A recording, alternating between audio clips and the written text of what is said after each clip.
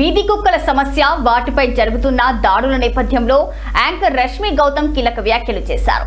మనకు అనవసరం అనుకున్న వాటిని చంపేయాలి అనే ఆలోచన విధానాన్ని ఆమె తీవ్రంగా తప్పుపట్టారు.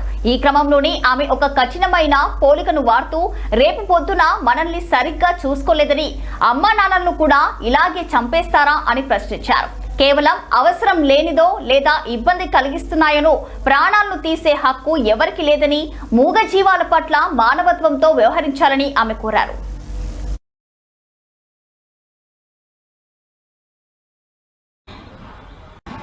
సో మనకి ఏదైనా జీవి కానీ జంతువు కానీ మనకి అనవసరంగా ఉంటే వాటిని మనం అడ్డంగా నరికేయాలి. రేపు మాకు అమ్మ నాన్న కూడా మాకు సరిగ్గా మనకి చూడకపోతే వాటిని కూడా నరికేయాలి.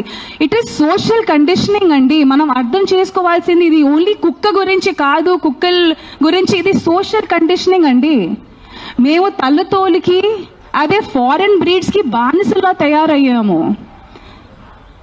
30 years or 40 years back Fair and Lovely creams కానీ ఫేర్నెస్ ప్రొడక్ట్స్ ని అప్పుడు బ్యాన్ చేసి ఉంటే ఇప్పటికీ మనకి ఓహో తల్లతనం ఆ పిచ్చి ఎక్కేది కాదు. So there are so many social conditioning అండి. ఈ రోజు ఆ జరిగిన మాస్ కిల్లింగ్ మీకు చిన్న విషయం అనిపించవచ్చు, కానీ 300-500 కుక్కల్ని లీథల్ ఇంజెక్షన్ ఇచ్చి అంత ఈజీగా చంపేయడం అనేది ఎంత సాడ్, తలదించుకునే విషయం అండి. సో మనకి ఏదైనా జీవి కానీ జంతువు కానీ మనకి అనవసరంగా ఉంటే వాటిని మనం అడ్డంగా నరికేయాలి. రేపు మాకు అమ్మ నాన్న కూడా మాకు సరిగ్గా మనకి చూడకపోతే వాటిని కూడా నరికేయాలి.